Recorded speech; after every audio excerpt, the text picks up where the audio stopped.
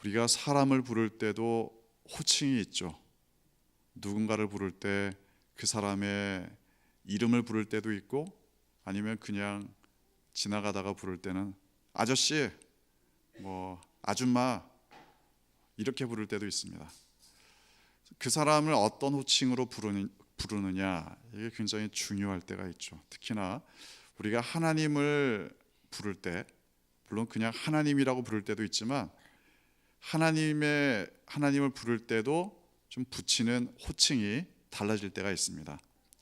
내 의의 하나님, 내 의의 하나님, 의로우신 하나님. 만약 누군가가 하나님을 부를 때 의로우신 하나님 이렇게 부른다면 어떤 이유 때문에 부르겠습니까? 당연히 뭔가 의에 대해서 문제가 있다는 얘기죠. 의로우신 하나님, 하나님을 부를 때 그렇게 부른다면 의로우신 하나님의 그 속성이 뭔가 필요하다, 이런 이야기입니다. 하나님을 부를 때 의로우신 하나님, 거룩하신 하나님, 사랑이 많으신 하나님, 치료하시는 하나님, 또 내 마음을 만져주시는 하나님, 소망의 하나님, 반석이신 하나님, 하나님의 이름에 붙이는 호칭은 너무나도 많이 만들 수 있습니다. 그리고 그건 다 그 호칭이 붙는 만큼 내가 그게 필요하다는 이야기입니다. 그게 지금 나에게 문제라는 이야기죠. 그래서 지금 이 시편의 저자가 내 의의 하나님이여, 벌써 이것부터 모든 내용이 다 사실 내용을 알만한 내용을 이미 이야기하고 있습니다. 내 의의 하나님이여, 의로우신 하나님이여, 뭔가 의의 문제에 대해서 하나님께 요청을 하겠다는 거죠. 사람을 우리가 부를 때도 마찬가지입니다. 누군가를 부를 때 그 사람의 그 회사에서의 직책을 부를 때도 있죠. 과장님, 뭐 사장님, 아니면 뭐 그 사람의 일반적인 품격을 보고 저분은 선생님 같다, 아니면 저분은 목사 같다, 이렇게 그 사람의 풍겨나는 인격을 보고 그 사람을 부를 때도 있습니다. 그 사람을 부르는 그 호칭이 뭔가 그 사람에 대한 평가를 담기도 합니다. 만약 내가 누군가로부터 호칭을 듣는데 전혀 낯선 사람들이 나를 부르는데 자꾸만 혹시 뭐 목사님 아니세요? 이렇게 자꾸만 부른다. 그러면 뭔가 여러분이 풍기는 그 분위기가, 아니면 여러분의 인격이, 아니면 여러분의 하는 행동이 아주 목사님처럼 이렇게 거룩하고 뭔가 좋아 보인다, 이런 칭찬일 수가 있겠죠. 여러분을 그 부르는 그 호칭만큼이나 하나님을 부르는 호칭이 굉장히 중요합니다. 그래서 여러분이 특별히 기도하실 때 하나님 이렇게 기도하는 것도 물론 전혀 문제가 없고 충분합니다. 그런데 때로는 여러분의 기도의 내용을 담아서 의로우신 하나님 이렇게 부를 때도 있을 겁니다. 또 그렇게 부르는 게 여러분의 기도에 도움이 될 때가 있습니다. 내가 지금 하나님께 기도하는데 내 기도의 내용을 그 하나님을 부르는 호칭에 담아서 이미 반은, 그 호칭에서 반은 먹고 들어가는 그런 기도가 될 수 있습니다. 거룩하신 하나님, 나같이 거룩하지 못한 사람을 살려주셔서 감사합니다. 사랑이 많으신 하나님, 도저히 사랑받을 수 없는 나를 사랑해 주셔서 감사합니다. 연약한 자들을 불쌍히 여기시는 하나님, 저의 이 연약한 상황을 주님께서 돌아보아 주시기를 간구합니다. 그 호칭 자체에 이미 기도의 내용이 반절은 들어가 있습니다. 이 시편 저자도 마찬가지입니다. 내 의의 하나님이여, 내가 부를 때에 응답하소서. 하나님을 부르겠다는 겁니다. 의로우신 하나님을 부르는 이유는 곤란 중에 나를 너그럽게 하셨사오니 내게 은혜를 베푸사 나의 기도를 들으소서. 하나님, 저의 기도를 잘 들어주셨지 않았습니까? 이제는 하나님께서 이 의의 문제에 대해서 내게 응답해 주시기를 원합니다. 사실 2절에 있는 내용이 기도를 하게 된 배경입니다. 인생들의 어느 때까지 나의 영광을 바꾸어 욕되게 하며 헛된 일을 좋아하고 거짓을 구하려는가? 이 본문의 이 시편 4편의 내용을 쭉 보면 이런 사람들이 한둘이 아닙니다. 그 하나님의 영광을 욕되게 만들고 또한 헛된 일을 좋아하고 거짓된 일을 추구하는 사람들이 주변에 널렸다는 거죠. 저거 아닌데 이런 생각이 드는 사람들이 너무나 많습니다. 저렇게 살면 안 되는데, 심지어 하나님을 믿는 사람조차 저렇게 살면 안 되는데 이런 생각이 들 때가 있습니다. 그때 이러한 마음을 가지고 시편 저자처럼 하나님께 기도할 수 있을 겁니다.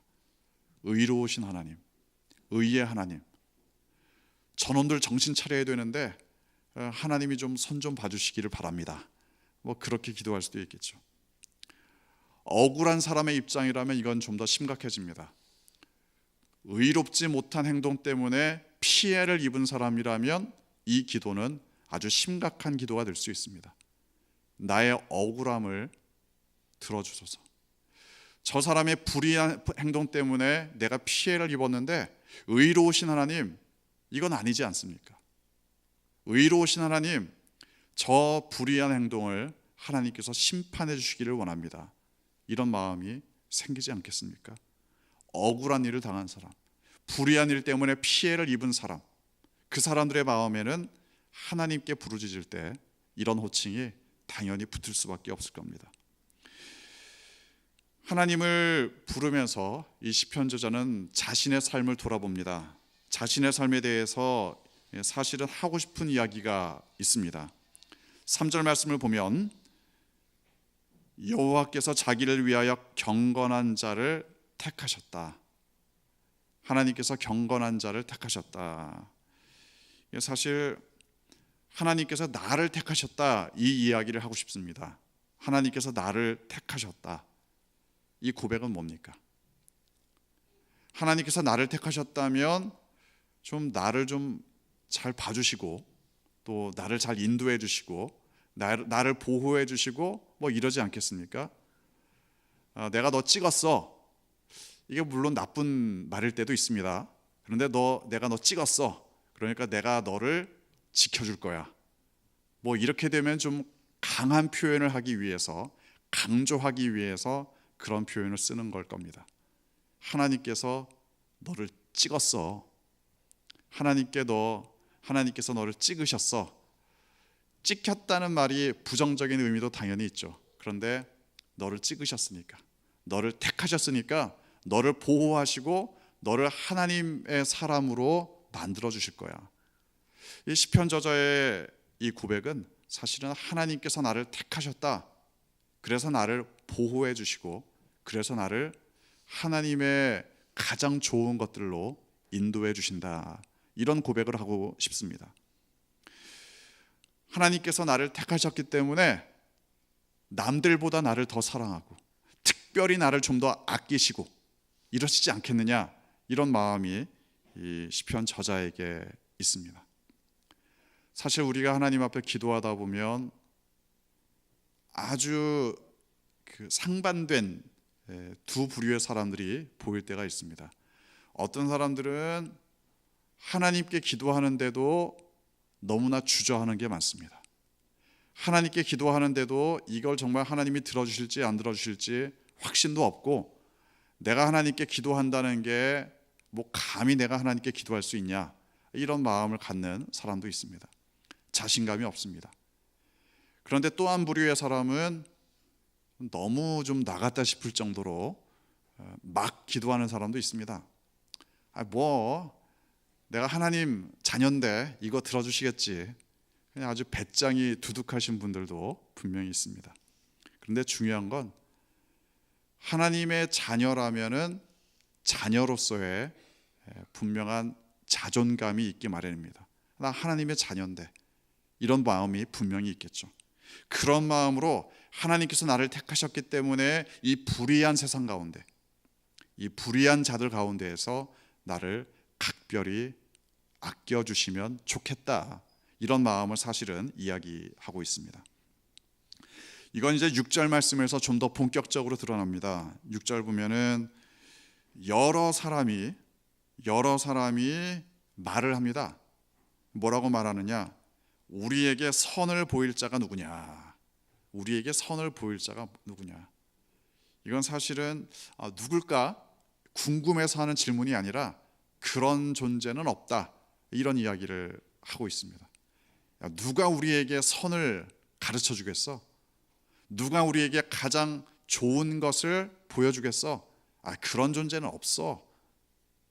그런 존재는 없다는 것을 이야기하고, 그런 존재가 없기 때문에 불평하고, 그런 존재가 없기 때문에 그냥 우리는 마음대로 살아도 된다, 도덕 폐기론자에 가까울 정도로 이야기를 합니다. 많은 사람들이 그렇게 이야기하면 사실은 우리는 분위기에 눌리기가 쉽습니다.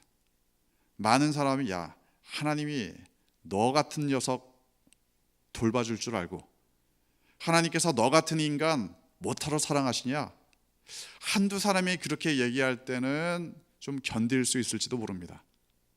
10사람, 20사람, 지난주 본문처럼 1000만인이 나를 둘러서 애워싸서 이런 말을 한다, 그러면 그 분위기에 눌리기가 정말 쉬울 겁니다. 여러 사람이 부정적으로 이야기합니다. 여러 사람이 하나님은 선을 보여주시지 않는다, 이런 말을 합니다. 그러니까 이 시편 저자가 그 분위기에 압도되기가 쉬울 수밖에 없습니다. 여러분의 가족들 다 예수님 믿는 가족도 있겠죠. 그런데 여러분의 가족들 중에는 아무도 예수님을 안 믿는 그런 가정도 있습니다. 여러분의 직장도 마찬가지입니다. 직장 생활할 때 주변에 예수님 믿는 사람들이 좀 있는 그런 직장도 있겠죠. 하지만 아무도 예수님 안 믿는 그런 직장도 있습니다. 그러니까 예전에 제가 한번 말씀드렸다시피, 제가 대학원 다닐 때, 공대 대학원 다닐 때 저희 연구실에 27명이 있었는데 교회를 정기적으로 나가는 사람은 저 한 사람밖에 없었습니다. 다른 사람들은 물론 이제 나이롱 신자들도 한둘 있긴 있었는데, 아무튼 교회를 정기적으로 나가는 사람은 저 하나밖에 없었고, 그게 결국에는 삶의 모든 면에 영향을 끼칩니다. 그 사람들의 가치관, 그 사람들의 생활 방식, 이런 게 다 저의 생활과는 굉장히 차이가 있었던 거죠. 그러니까 물론 제가 대학원에 처음 들어갔을 때니까 다 선배님들이 이렇게 살아야 된다, 이거다 저거다, 자신의 나름대로의 가치관을 말하면 그게 정말 중압감으로 다가올 때도 있습니다. 대충 눈 감고 좋은 게 좋은 거다, 이런 가치관을 한두 사람이 말하는 게 아니라 수십 명이 이야기한다.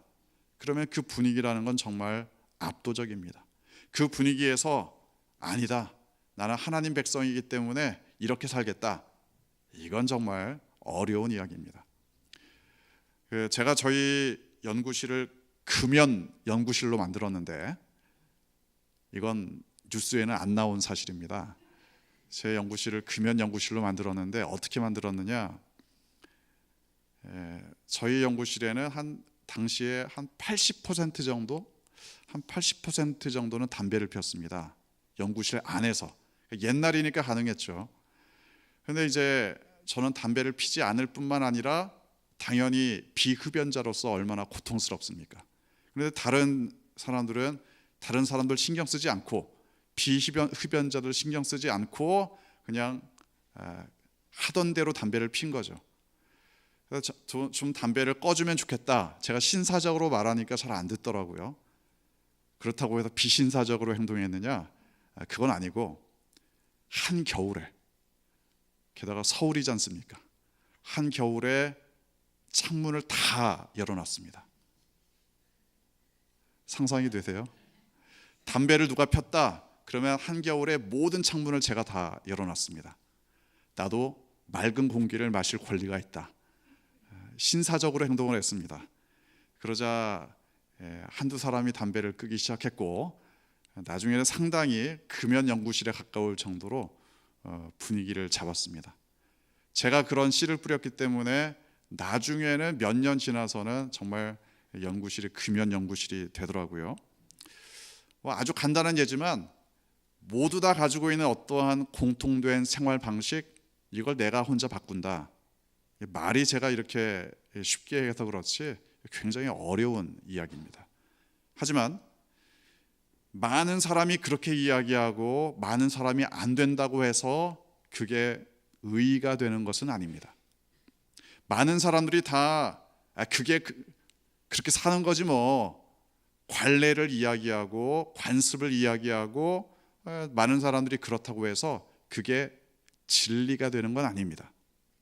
이 시편 저자는 많은 사람들이 이야기했음에도 불구하고 하나님의 하나님의 진리가 무엇인지 분명히 알았습니다.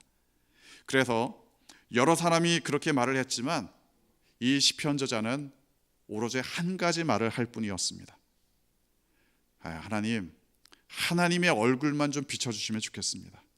아무리 저놈들이 저렇게 시끄럽게 떠들어도 하나님께서 하나님의 얼굴을 비추어 주시면 하나님의 의가 나타나겠습니다. 이런 마음으로 아뢰입니다.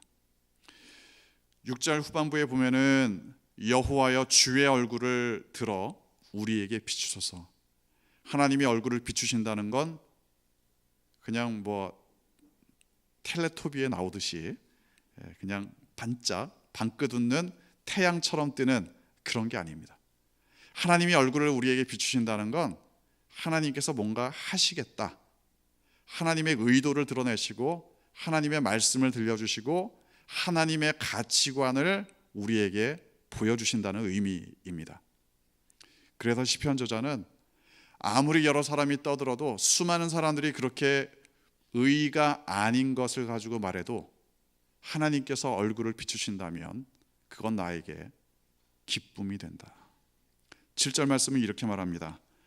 주께서 내 마음에 두신 기쁨, 주께서 내 마음에 두신 그 기쁨은 다른 것과 비교할 수 없을 정도로 더 큰 기쁨이다. 특별히 여기에 보면은 한 단어가 참 기가 막힌 단어입니다. 주께서 내 마음에 두셨다. 두셨다에 해당되는 그 히브리어 단어가 참 재미있는 단어입니다. 기본적인 의미는 주다라는 뜻인데 그냥 던져주는 이런 게 아니라 정확한 장소에 갖다 주다, 이런 의미입니다. 그래서 만약에